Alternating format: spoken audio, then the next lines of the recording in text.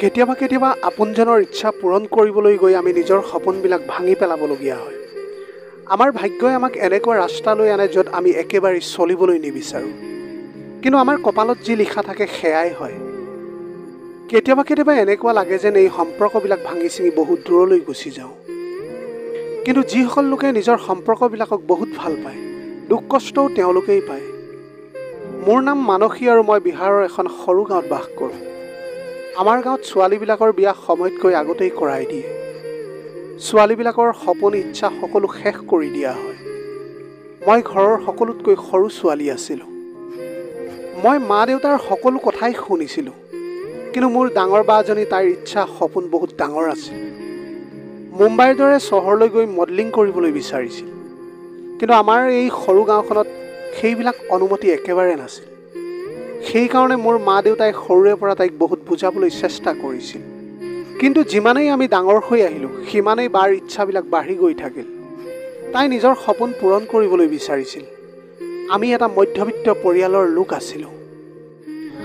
মোৰ দেউতাই এটা সৰু চাকৰি কৰিছিল, যাৰ পৰাই আমাৰ ঘৰখন চলি আছিল। যিমানেই দিন বাগৰিল মূল্য বৃদ্ধিও বাঢ়িবলৈ ধৰিলে। এনেকুৱা দিনত আমাৰ ঘৰখন ভালকৈ চলিবলৈ বহুত অসুবিধাৰ সৃষ্টি হৈছিল, কিন্তু দেউতাই তাৰ প্ৰভাৱ আমাৰ ওপৰত পৰিবলৈ দিয়া নাছিল। কিন্তু লাহে লাহে দেউতাৰ স্বাস্থ্য বেয়া হ'বলৈ ধৰিলে। তেওঁ বেছি চিন্তা কৰিবলৈ লৈছিল। আমি ডাঙৰ হোৱাৰ কাৰণে তেওঁৰ ওপৰত দায়িত্ব বাঢ়িবলৈ ধৰিছিল। বাইদেউৰ নাম প্ৰিয়ংকা আছিল। মোক ঘৰৰ সকলোৱে বহুত মৰম কৰিছিল। মোৰ বয়স সেই সময়ত 15 বছৰ আছিল। তেতিয়াই আমি খবৰ পালোঁ যে দেউতাই কামৰ পৰা আহি থাকোঁতে অজ্ঞান হৈ পৰি গৈছে আৰু লগে লগে হস্পিটেলত ভৰ্তি কৰোৱা হৈছে। যেতিয়া আমি হস্পিটেল পালোঁ তেতিয়া দেউতাক দেখি মোৰ বৰ দুখ লাগিছিল। ডক্টৰে ক'লে যে তেওঁ বেছি কষ্ট আৰু চিন্তা কৰাৰ কাৰণেই এনেকুৱা হৈছে। আপোনালোকে এখেতৰ যত্ন ভালকৈ ল'ব লাগিব। তেওঁ ভালকৈ খোৱা বোৱা কৰিব লাগিব। সেই কথাবিলাক শুনি মই বহুত দুখ পাইছিলোঁ। দেউতাই অলপ টকা জমা কৰিছিল। মায়ে সেই টকা উলিয়াই হস্পিটেলৰ ফিজ জমা কৰিলে। তাৰ দুদিন পিছত দেউতাক হস্পিটেলৰ পৰা ঘৰলৈ লৈ আহিলোঁ। দেউতাৰ অৱস্থা দেখি বাইদেউ বহুত চিন্তা কৰি আছিল। ঘৰলৈ অহাৰ পিছত দেউতাই বাইদেউক তাইৰ বিয়াৰ কথা ক'লে। প্ৰথমতে বাইদেৱে বিয়াৰ বাবে মান্তি হোৱা নাছিল। তেতিয়া দেউতাই নিজৰ শপত দি ক'লে যে তেওঁৰ বন্ধু এজনৰ ভাল এজন ল'ৰা আছে আৰু বহুত ভাল চাকৰি কৰে, আৰু মই তোমাক তাৰ লগতে বিয়া দিবলৈ বিচাৰোঁ। সেই কথা শুনাৰ লগে লগে বাইদেউৰ বহুত খং উঠি গ'ল। তাই ক'লে যে তাই এতিয়া বিয়াত নবহে, কাৰণ তাই এতিয়া মডেলিং কৰিব বিচাৰে। সেই কথা শুনাৰ লগে লগে মায়ে খঙেৰে দৌৰি আহিল আৰু ক'লে যে চা মাজনী, আমি সৰু মানুহ, আমি ইমান ডাঙৰ সপোন একেবাৰে দেখিব নোৱাৰোঁ। আজি তোমাৰ দেউতাই তোমাৰ বাবে যি সিদ্ধান্ত লৈছে সেয়া তোমাৰ ভালৰ বাবে কৰিছে। দেউতাইও বাইদেউক মৰমেৰে বুজাবলৈ চেষ্টা কৰিলে, আৰু কেইদিনমানৰ ভিতৰতে বাইদেউৰ বিয়াখন সেই ল'ৰাজনৰ লগত হৈ গ'ল। সেই বিয়াখনৰ পৰা মই বহুত সুখী হৈছিলোঁ। মই বিয়াত বৰ আনন্দেৰে নাচিছিলোঁ। মই বহুত ধেমেলীয়া আৰু ফূৰ্তিত থকা ছোৱালী আছিলোঁ। তাৰপিছত বাইদেৱে বিয়া হৈ শহুৰৰ ঘৰলৈ গুচি গ'ল। বাইদেউৰ শহুৰেকৰ ঘৰ আমাৰ ঘৰৰ পৰা 1 ঘণ্টাৰ দূৰত আছিল। ময়ো কেতিয়াবা কেতিয়াবা বাইদেউক লগ কৰিবলৈ তাইৰ শহুৰেকৰ ঘৰলৈ গৈছিলোঁ। সঁচাকৈয়ে মোৰ ভিনদেউ বহুত ভাল অন্তৰৰ মানুহ আছিল। মই তেওঁলোকৰ ঘৰলৈ গ'লে মোক বহুত ভালকৈ আদৰ সাদৰ কৰিছিল। ভিনদেউৰ ঘৰত মাত্ৰ তেওঁৰ এগৰাকী আইতাক আছিল। তেওঁৰ বহুত বয়স হৈছিল। আচলতে ভিনদেউৰ মাক দেউতাকৰ বহুত আগতেই ডিভোৰ্চ হৈছিল, আৰু তাৰ পিছত তেওঁলোকে বিয়া পাতি বেলেগ বেলেগকৈ থাকিবলৈ লৈছিল, আৰু তেতিয়াৰ পৰা মোৰ ভিনদেউক তেওঁৰ আইতাকে ডাঙৰ দীঘল কৰিছিল। কিন্তু বাইদেউ যেতিয়া ঘৰলৈ আহে তেতিয়া তাইক বহুত চিন্তা কৰি থকা দেখোঁ। মই যেতিয়া তাইক সোধোঁ তেতিয়া তাই সদায় এটা কথাই কয় যে মই মডেলিং কৰিব বিচাৰিছিলোঁ। মোক সময় কিবাহে বনাই দিলে। ইয়াৰ বাহিৰে তাই আৰু একো কথাই নকয়। এনেকৈয়ে আমাৰ সকলোৰে জীৱন চলি আছিল। তাৰ এমাহ পিছতে আমি খবৰ পালোঁ যে বাইদেউ মা হ'বলৈ ওলাইছে। কিন্তু বাইদেউৰ মনত মা হ'বলৈ ওলোৱাৰ কোনো আনন্দই নাছিল। এনেকুৱা লাগিছিল যে তাই সকলোবিলাক বাধ্য হৈ কৰি আছে। ভিনদেউৱে বাইদেউক বহুত মৰম কৰিছিল, তাইৰ বহুত যত্ন লৈছিল। ভিনদেউৰ টকা পইচাৰ কোনো অভাৱ নাছিল। তেওঁৰ ঘৰত সকলো খোৱা বস্তু টেবুলতে সজোৱা থাকিছিল। তাৰ পিছতো নাজানো বাইদেউ কিয় সুখী হোৱা নাছিল। তেনেকৈ 9 মাহ পাৰ হৈ গৈছিল, আৰু তাৰ পিছত বাইদেৱে এটা মৰম লগা ল'ৰা সন্তান জন্ম দিলে। মই এতিয়া মাহীয়েক হৈ পৰিলোঁ। এই কথাটোত মই বহুত সুখী হৈছিলোঁ। এদিন সন্ধিয়া যেতিয়া মই ঘৰলৈ আহিছিলোঁ, তেতিয়া বাইদেউ আৰু মাক কিবা কথা পাতি থকা দেখিলোঁ। যেতিয়া মই আহি তেওঁলোকৰ ওচৰত থিয় হ'লোঁ, তেতিয়া তেওঁলোকে কথা পতা বন্ধ কৰি দিলে। তাৰ পিছদিনাই বাইদেউ বৰ খঙৰে শহুৰেকৰ ঘৰলৈ গুচি গ'ল। মোৰ মায়েও তাইক এবাৰো নৰখালে। তাৰ পিছদিনাই আমি এই খবৰ পালোঁ যে বাইদেউ ঘৰ এৰি গুচি গৈছে। এই কথাটোৰ পৰা মই বহুত চিন্তিত হৈ পৰিছিলোঁ। মই বুজিব পৰা নাছিলোঁ যে বাইদেৱে এনেকুৱা কাম কিয় কৰিলে। কিন্তু বাইদেৱে এখন চিঠিত লিখি থৈ গৈছিল, তেওঁ আৰু এই জোৰ জবস্তিৰ সম্পৰ্কত ধৰি ৰাখিব নোৱাৰে। তাই মডেলিং কৰিব বিচাৰিছিল আৰু সেইকাৰণে তাই একেবাৰে মুম্বাইলৈ গুচি গ'ল। সেই কথাটোৰ পৰা আমি সকলো বহুতেই ভাগি পৰিছিলোঁ। আৰু সকলোতকৈ বেছি মোৰ ভিনদেউ। এতিয়াতো সন্তানটো জন্ম হোৱা কেইদিনমান হৈছিলহে আৰু বাইদেৱে এই সিদ্ধান্তটো লৈ পেলালে। সকলোৱে তাইৰ কথা বহু বেয়া বেয়াকৈ কৈছিল। বাইদেউ গুচি যোৱাৰ পিছত দেউতাও কিন্তু বহুত ভাগি পৰিছিল। তেওঁৰ গা আৰু বেছি বেয়া হৈ গৈছিল। মই মোৰ চকুৰ সন্মুখতে নিজৰ পৰিয়ালটো ভাঙি যোৱা দেখি আছিলোঁ। কিন্তু মই একো কৰিব পৰা নাছিলোঁ। মোৰ ভিনদেউৰ আইতাকগৰাকীৰ বয়স বহুত হৈছিল আৰু তেওঁ এতিয়া কেঁচুৱাটোক ভালকৈ চোৱা চিতা কৰিব নোৱাৰা হৈছিল। এতিয়া ভিনদেউৰ বহুত সমস্যা হ'বলৈ ধৰিলে। মোৰ মায়ে ভিনদেউক বাৰে বাৰে ক্ষমা বিচাৰি আছিল। কৈছিল যে বোপা আমাক ক্ষমা কৰি দিয়া। আমি নাজানিছিলোঁ যে আমাৰ ছোৱালীয়ে এনেকুৱা কৰিব, নহ'লে আমি কেতিয়াও তাইক তোমাৰ লগত বিয়া নিদিলোহেঁতেন। কিন্তু মোৰ সকলোতকৈ দুখ সেই সৰু কেঁচুৱাটোক দেখি লাগিছিল। সি বিচনাত বাগৰি বহুত জোৰ জোৰকৈ কান্দি আছিল। মই তেতিয়া তাক কোচত তুলি ল'লোঁ আৰু মই কোচত তুলি লোৱাৰ লগে লগে সি শান্ত হৈ গৈছিল। আৰু এই সকলোবিলাক মোৰ মা আৰু ভিনদেউৱে চাই আছিল। কেঁচুৱাটোৰ লগত অলপ সময় থকাৰ পিছত মই আৰু মায়ে দুখ মনেৰে আমাৰ ঘৰলৈ গুচি আহিছিলোঁ। কিন্তু মোৰ ঘৰত একেবাৰে মন বহা নাছিল। ভিনদেউৱে মোক ফোন কৰি কয় যে কেঁচুৱাই একেৰাহে কান্দি আছে, তাক এগৰাকী মাকৰ প্ৰয়োজন। সেই কথাটোৰ পৰা মা বহুত চিন্তিত হৈ পৰিছিল। তাৰপিছত এদিন মা মোৰ ওচৰলৈ আহিলে আৰু ক'বলৈ ধৰিলে যে তুমি তোমাৰ ভিনদেউৰ ওচৰলৈ থাকিবলৈ যোৱা। এতিয়া তেওঁক তোমাৰ বহুত প্ৰয়োজন হৈছে, কাৰণ কেঁচুৱাটো এতিয়া সৰু হৈ আছিল। মোৰো মাৰ এই কথাটো ঠিক লাগিছিল। কিন্তু সেই সময়ত দেউতাই মানা কৰি আছিল। কৈছিল যে তাই এতিয়া নিজেই 17 বছৰীয়া ছোৱালী, তাই কেঁচুৱাৰ কেনেকৈ যত্ন ল'ব। তাৰপিছত মা আৰু দেউতাৰ মাজত বহুত তৰ্কাতৰ্কি লাগিছিল।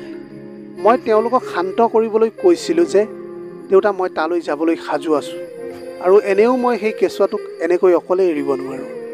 সি এতিয়া বহুত সৰু হৈ আছে। সেই সৰু কেঁচুৱাটোৰনো কি দুখ। দেউতায়ো মোৰ কথাত মৌন হৈ পৰিল আৰু খঙতে তেওঁ নিজৰ কোঠালৈ গুচি গ'ল। মই গোটেই ৰাতি মোৰ বয় বস্তু পেক কৰি থাকিলোঁ আৰু লগতে ক'লে যে তালৈ গৈ তুমি এতিয়া এই নতুন কাপোৰ কেইযোৰ পিন্ধিবা। মই ক'লোঁ যে মা, এইবিলাক কিহৰ প্ৰয়োজন? তেতিয়া মায়ে ক'লে যে মই যেনেকৈ কওঁ তেনেকৈ কৰিবা।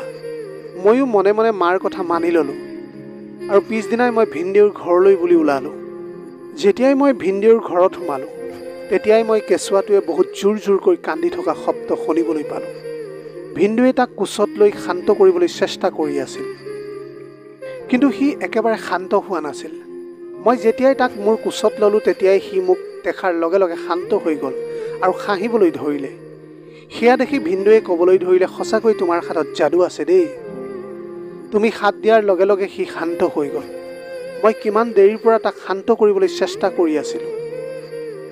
তেতিয়া ময়ো মিচিকাই হাঁহি ক'লোঁ, আপুনি চিন্তা নকৰিব, এতিয়া মই আহি গ'লোঁ। এতিয়া মই নিজেই তাৰ যত্ন ল'ম। তাৰপিছত ভিনদেউৱে মোক তেওঁৰ কোঠাৰ ওচৰৰ কোঠাটো দেখাই দিলে। মই সেই কোঠাটোত সোমাই মোৰ বেগটো থলোঁ আৰু ফ্ৰেছ হৈ মায়ে দিয়া কাপোৰযোৰ পিন্ধি ল'লোঁ। সেই কাপোৰযোৰত মোক বহুত ধুনীয়া লাগিছিল আৰু এতিয়া মোক বয়সতকৈ ডাঙৰ যেন লাগিছিল।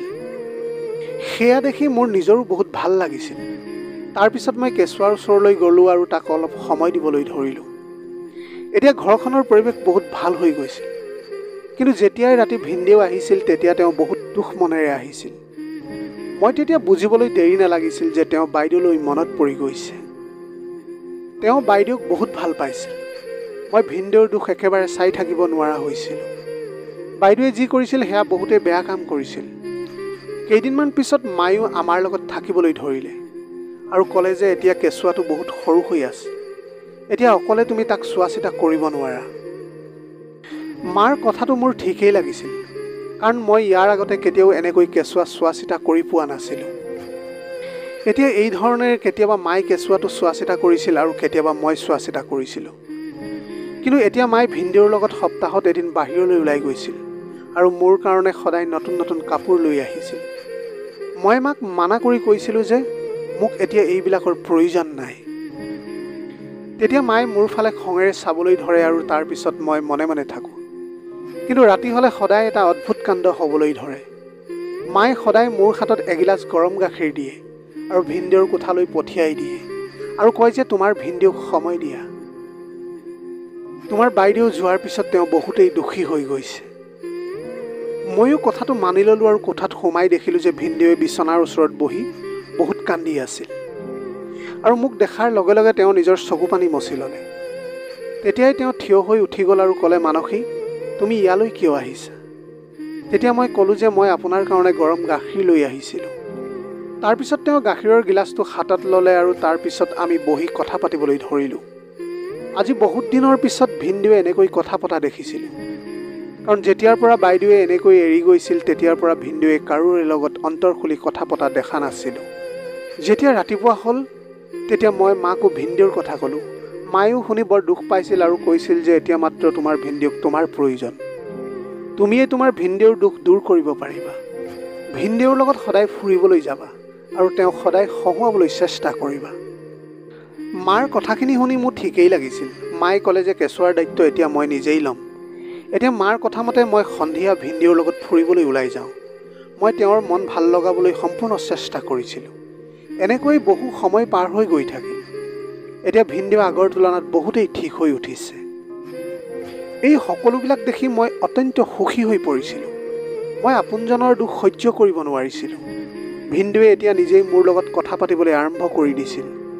সন্ধিয়া তেওঁ যেতিয়া ঘৰলৈ আহিছিল তেতিয়া তেওঁ মোৰ কাৰণে আৰু কেঁচুৱাটোৰ কাৰণে কিবা নহয় কিবা এটা উপহাৰ লৈ আহিছিল। এনেকৈ লাহে লাহে এতিয়া আমি সকলোৱে বাইদেউৰ কথা পাহৰিবলৈ আৰম্ভ কৰিছিলোঁ। আমি ইয়াতে থকা এতিয়া এবছৰ হৈ গৈছিল। এতিয়া ভিনদেউৰ লগত বহুত বেছি অন্তৰংগ হৈ পৰিছিলোঁ।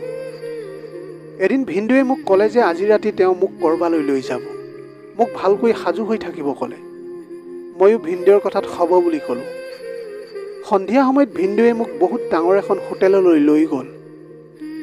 মই ভিনদেউক সুধিলোঁ তেতিয়া তেওঁ ক'বলৈ ধৰিলে যে তুমি অতি সোনকালেই কথাটো গম পাই যাবা। তাৰপিছত তেওঁ মোক ভিতৰলৈ লৈ গ'ল আৰু যেতিয়াই মই দৰজাখন খুলি দেখিলোঁ যে গোটেই কোঠাটো ফুলেৰে সজোৱা আছিল। সেয়া দেখি মোৰ বহুত ভাল লাগিছিল। নানা ৰঙৰ লাইট জ্বলোৱা আছিল। তেতিয়াই মই আনন্দেৰে ভিনদেউক সুধিলোঁ যে কি আজি আপোনাৰ জন্মদিন নেকি? কিন্তু তেতিয়া ভিনদেউৱে মোৰ হাতত ধৰি ক'বলৈ ধৰিলে যে মানসী, মই তোমাৰ লগত মোৰ জীৱনটো নতুনকৈ আৰম্ভ কৰিব বিচাৰিছোঁ। সেয়া শুনাৰ লগে লগে মোৰ ভৰিৰ তলৰ মাটি খহি পৰা যেন লাগিছিল। মই ক'লোঁ যে আপুনি এয়া কি কথা কৈছে? আপুনি মোৰ ভিনদেউ হয় আৰু মই বাইদেউৰ ঠাই একেবাৰে ল'ব নিবিচাৰোঁ। তেতিয়াই তেওঁ খঙেৰে তাৰ পৰা মোক লৈ গুচি আহিল। ঘৰলৈ অহাৰ পিছত মই মাক সকলো কথা কৈ দিলোঁ। তেতিয়া মায়ে মোক খঙেৰে ক'লে যে তুমি পাগল হ'লা নেকি? তুমি ইমান ভাল সুযোগ এটা হেৰুৱাই পেলালা। মই ক'লোঁ যে সুযোগ মানে কি ক'বলৈ বিচাৰিছা? তেতিয়া মায়ে ক'বলৈ ধৰিলে যে মই নিজেই বিচাৰিছিলোঁ যে তুমি তোমাৰ ভিনদেউৰ ওচৰলৈ যোৱা আৰু তেওঁৰ লগত বিয়া হোৱা। কাৰণ তোমাৰ বাইদেউ যোৱাৰ পিছত তোমাৰ ভিনদেউ একেবাৰে ভাগি পৰিছিল। আৰু যদি কাইলৈ তোমাৰ ভিনদেউ বেলেগ এজনী ছোৱালী বিয়া পাতি আনে তেতিয়া তুমি এই কেঁচুৱাটোৰ কি অৱস্থা হ'ব এবাৰ ভাবি চাইছানে বাৰু? কোনো মহিলাৰ নিজৰ সন্তানৰ বাহিৰে লোকৰ ল'ৰা ছোৱালীক কেতিয়াও ভালকৈ মৰম নকৰে। সেয়া শুনি মই গভীৰ চিন্তাত ডুবি গৈছিলোঁ। কাৰণ মায়ে যি কথা কৈছিল সেয়া সঁচা কথাই কৈ আছিল। মই যেতিয়া সেই কেঁচুৱাটোৰ ফালে চালোঁ তেতিয়া মোৰ বহুতেই দুখ লাগিবলৈ ধৰিছিল। মই এই কেঁচুৱাটোৰ কাৰণে একো কৰিব পৰা নাছিলোঁ। তেতিয়া ভিনদেউৱে পাছফালৰ পৰা আহি থিয় হৈ গৈছিল। মই তেওঁৰ সন্মুখত তলমূৰ কৰি থিয় হৈ আছিলোঁ। মায়ে ক'বলৈ ধৰিলে যে এয়া কেঁচুৱা আৰু তোমাৰ ভিনদেউৰ কাৰণে এইটো ভাল হ'ব যে তুমি তোমাৰ ভিনদেউৰ লগত বিয়া হৈ যোৱা। কাৰণ তোমাৰ বাই সিহঁত দুয়োকে এৰি চিৰদিনৰ কাৰণে গুচি গৈছে। তাই আৰু কেতিয়াও উভতি নাহে।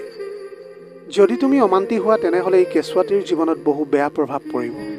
মই বাৰে বাৰে সেই কেঁচুৱাটোৰ ফালে চাইছিলোঁ।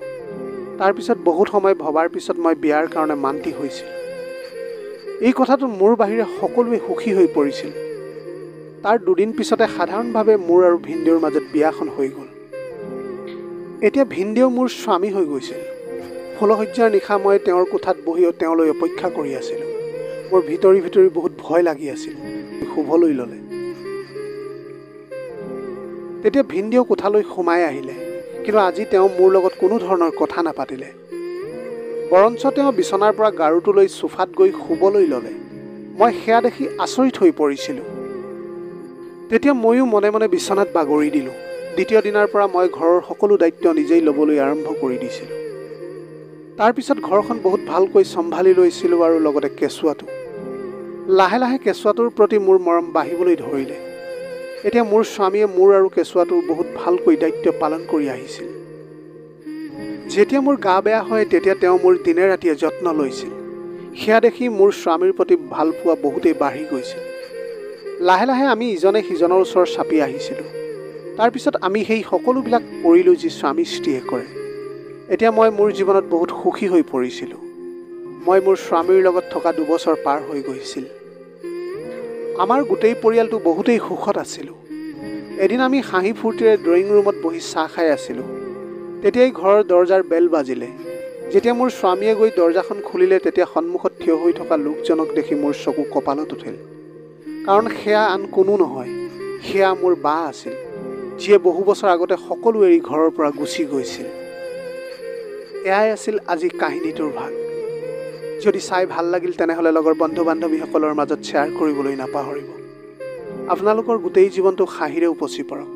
পাৰিলে দুখীয়াজনক অলপ সহায় কৰিবলৈ চেষ্টা কৰিব।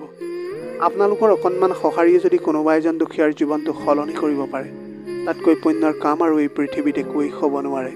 Have a nice day.